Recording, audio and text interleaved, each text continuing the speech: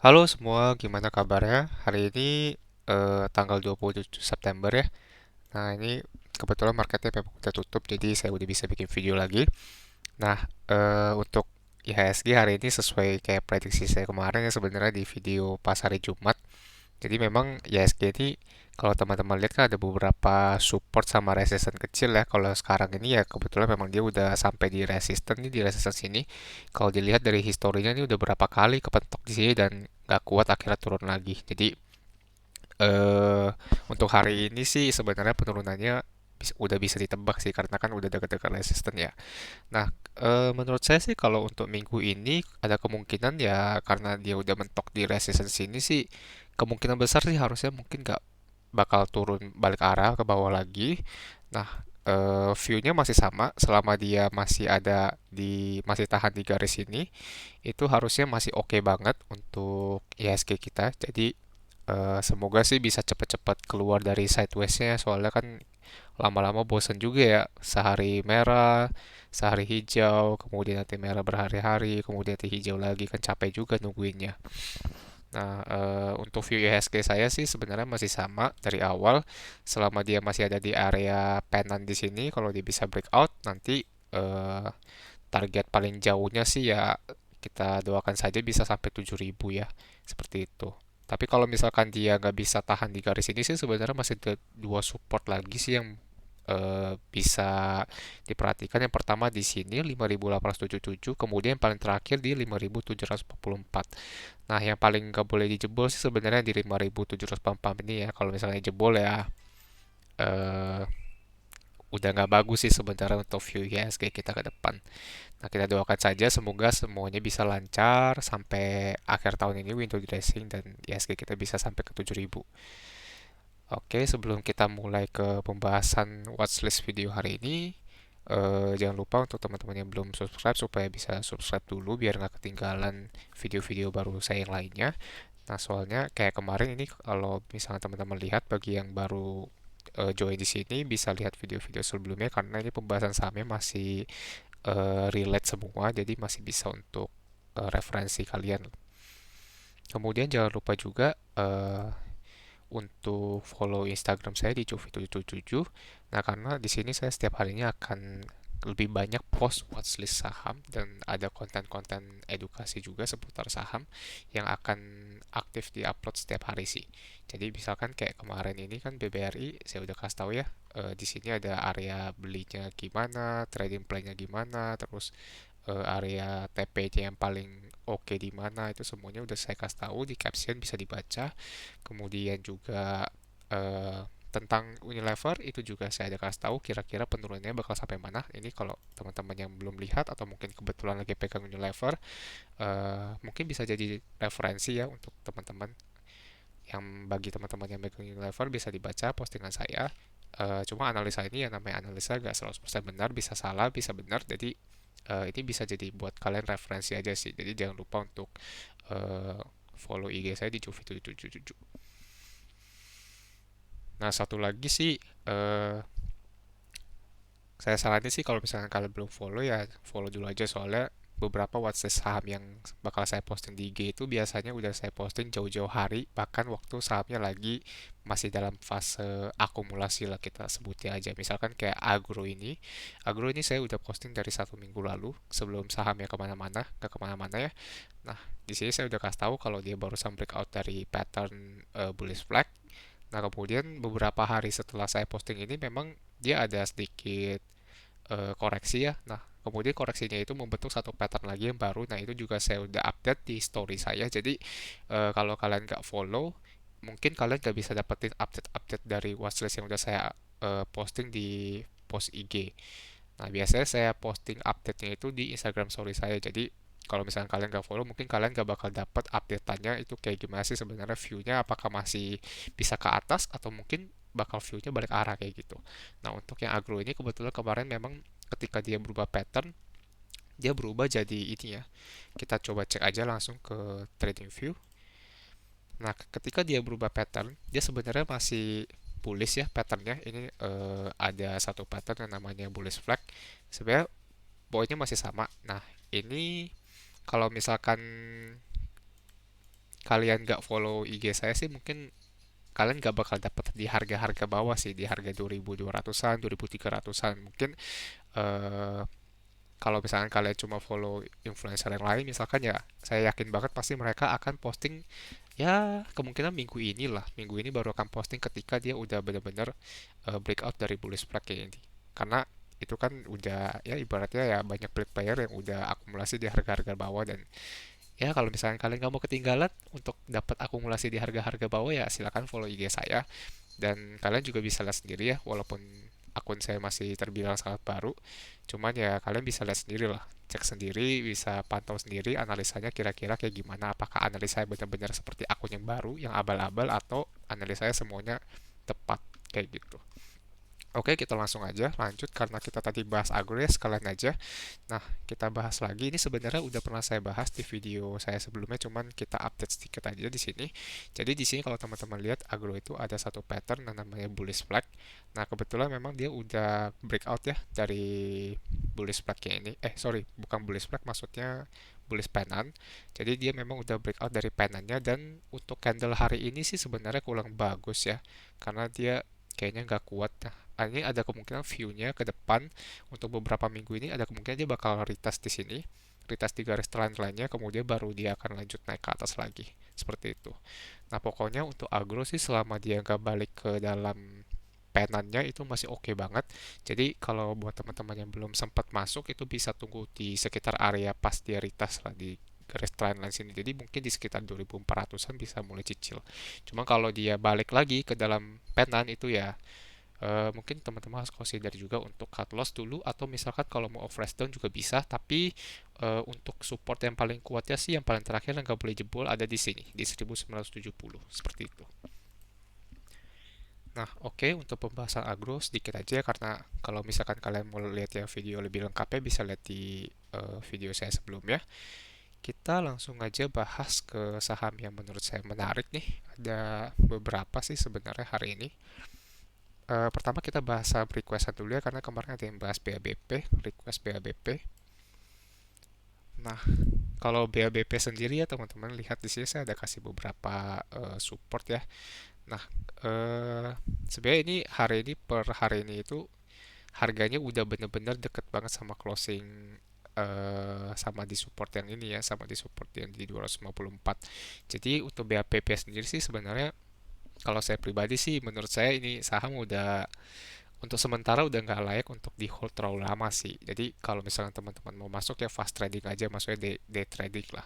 Jadi begitu udah profit langsung langsung jual. Soalnya kenapa? Soalnya kalau dilihat dari sini ini kan udah fasenya udah downtrend ya untuk jangka pendek ya. Kalau dilihat di sini eh, ini bahkan udah nggak bisa tarik garis trendline sih.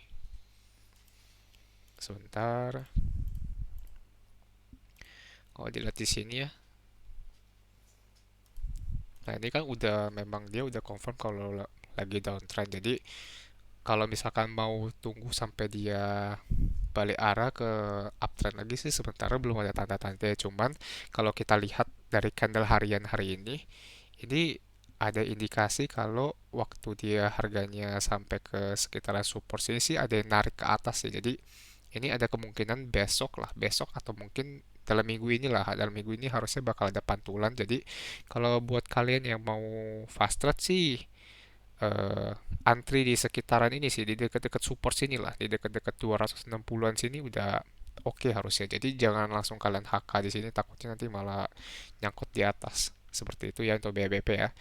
Nah, kalau dia jebol di 254 ya udah itu cut loss saja. Karena kenapa? Karena support yang paling kuat berikutnya itu gak ada, jauh banget, palingan di sini di sekitar 126 atau ya atau mungkin di 170-an, tapi ini juga bukan support yang kuat banget ya. Jadi ya memang support kuatnya ada di bawah sini dan itu jauh banget. Jadi kalau udah tembus di 254, kalau saran saya pribadi sih mendingan cut loss dulu aja seperti itu.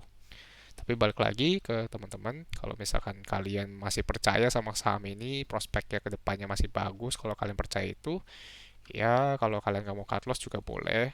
Jadi semua keputusan kan ada di tangan kalian. Sekali lagi saya hanya nyampein referensi dari saya seperti itu. Oke, kita lanjut aja, nggak usah lama-lama. eh yang selanjutnya kita bakal bahas ada satu saham ya. Kita bakal bahas BSTE, ini dari sektor properti. Oh, sorry.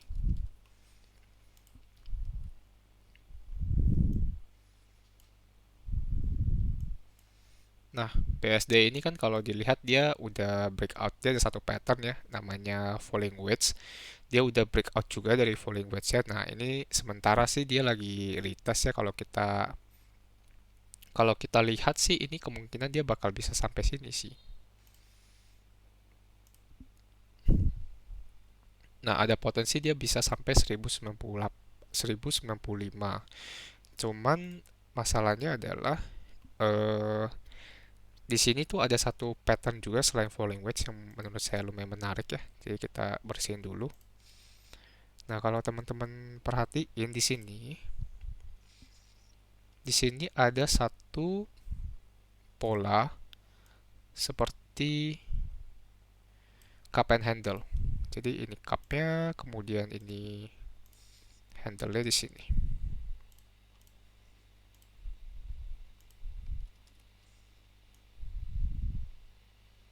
Ya, di sini ya kira-kira ya handle-nya. Nah, untuk harga di hari ini, per closing hari ini dia udah breakout dari handle-nya. Cuman di sini sih kalau menurut saya ini udah bisa indikasi dia breakout dari handle sih sebenarnya. Cuman kalau untuk biar lebih hati-hati sih eh, kita wait and see dulu sih kalau saran dari saya, atau misalkan bisa pakai metode cicil. Jadi untuk area belinya itu di sekitaran sini. Area beli masih bisa di sekitaran, ya seti agak gede sih sebenarnya, 920 sampai 990. Kenapa? Kenapa 920? Karena kalau teman-teman lihat di candle hari tanggal 21 September ini kan dia sempat turun sampai bawah ya. Sempat turun sampai bawah, kemudian waktu closing dia ditarik ke atas. Nah, artinya kemungkinan memang ada yang jagain di harga-harga segini. Jadi ini bisa jadi salah satu indikasi kita buat jadiin ini support kuat. Jadi untuk area beli sih sebenarnya masih ada di 920 sampai 990. Kemudian untuk support ya di sinilah kita patokan di sini. Kalau di 920 ini dia nggak kuat, jeblos ya udah cut loss dulu aja, karena artinya ya orang yang ngangkat pasti harga 920 ini ya dia udah nggak angkat lagi, jadi buat apa kita tahan-tahan. Cuma kalau teman-teman mau yang lebih jauh sih di sini sih di 885 ini udah toleransi paling terakhir ya. Kalau dia masih nggak kuat di 885 ya udah cabut dulu aja, seperti itu. Nah, untuk target dari cup and handle ini kalau misalkan dia valid ya segini ya, kita anggap cupnya di sini, batas cupnya, kemudian biasa targetnya itu kan setinggi sama KP ya. Jadi ya kurang lebih di area sini untuk target dari cup and handle. Ada di 1185. Seperti itu. Nah, kalau dilihat di 1185 ini kebetulan memang ada resistennya di daerah-daerah sini. Jadi ya untuk area resisten sih sebenarnya bisa pertimbangin di area sini lah kurang lebih. Nah, di sini ya, di 1150 sampai 1185. Nah, kalau kita lihat sebentar. Oke, ini untuk area TP yang jauh. Kemudian kalau mau area TP dekat, kalian kalau mau fast trading ya di sini sih. Di sini di sekitaran cupnya ini. Jadi ada di 1035 seperti itu. Masih ada risk reward sekitar 4% lah, 4% lagi kalau sampai sini. Nah, memang kalau untuk BSD ini eh, bisa dibilang, kalau menurut saya pribadi dia bisa dibilang aman kalau udah bisa di atas 1300, 1035, atau minimal di angka seribuan lah, di atas angka 1000. Nah, cuman karena kita lihat kalau di sini kita masih harus pantau lagi ya untuk beberapa hari ke depan apakah harganya akan cenderung turun atau misalkan dia balik lagi ke dalam area handle ini. Kalau misalkan dia gak balik ya berarti itu pattern kapal handle-nya udah valid, seperti itu. Kemudian saham terakhir aja. Jadi hari ini kita bakal bahas dua saham doang ya, karena memang gak terlalu banyak. Kalau misalkan teman-teman mau yang tambahan lagi, saya bakal posting di Instagram saya sahamnya.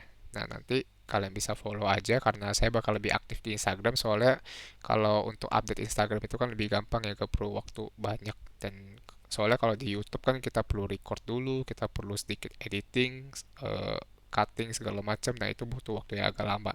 Jadi saya bakal lebih aktif di Instagram, jangan lupa buat follow Instagram saya. Saham selanjutnya ada JPFA. Nah, JPFA eh ini sebenarnya bisa manfaatin untuk buy on weakness sih, buy on support maksudnya. Buy on support, jadi ini ada beberapa level support ya. Yang pertama ini ada di 1010. Kalau dilihat nih beberapa kali ini udah sentuh di area sini, itu area sedikit ditarik ke atas kemudian ya naik lagi. Jadi ini kemungkinan ada indikasi kalau ini bisa jadi salah satu eh, acuan kita buat beli di support. Nah, kalau misalkan support keduanya sih menurut saya, yang kalau misalkan kalian mau yang lebih santai sih, ada di sini, ada di 1730. Jadi ya ini bisa dijadiin area beli juga sih sebenarnya, di antara 1730 sampai 1810. Nah, kalau misalkan kalian mau stop loss ketat antara dua ini, eh, kalian tentuin aja sendiri. Supportnya kan ada dua ya, ada di yang pertama di 1815, kemudian yang kedua ada di 1720. Seperti itu. Tentuin aja sendiri nanti. eh tapi menurut saya sih ada kemungkinan dia besok masih bisa jebol di sini ya, area sini. Jadi kalau mau yang lebih santai sih sebenarnya support kuatnya di 1720 ini. Nah, support berikutnya yang nggak boleh banget jebol di sini, cuma ini kan agak jauh di 1595. Jadi kalau menurut saya sih ini bisa, ya bisa dijadiin fast trading juga sih, karena kan kalau dilihat juga ini dia masih dalam batas uptrend ya. Ini masih, untuk jangka pendeknya dia masih bergerak ke atas, jadi ya ini bisa dimanfaatin lah untuk buy on support atau buy on weakness seperti itu. Oke, untuk video kali ini segitu aja watchlist saham dari saya. Kalau misalkan kalian ada mau request pembahasan analisa teknikal dari saham yang kalian pegang sekarang, jangan lupa silakan komen aja di kolom komentar YouTube ini, atau kalian juga bisa request di Instagram saya. Jadi kalian komen aja di postingan terakhir, bilang aja bang saya mau request bahas saham apa gitu. Nanti akan saya bikinkan kalau misalkan memang sahamnya menarik, atau kelihatan sepertinya ada potensi untuk sahamnya jeblos lebih jauh lagi. Nah, itu biasa saham-saham yang akan saya pilih kayak gitu. Jadi kalian request aja kalau misalkan kalian punya requestan saham. Terus jangan lupa juga untuk bantu like, share, dan komen video ini supaya video ini bisa menjangkau lebih banyak orang dan bisa membantu lebih banyak orang lagi. Oke, sekian dari saya. Semoga trading-trading di minggu-minggu depan bisa semuanya bisa cuan ya. Oke, salam profit semuanya.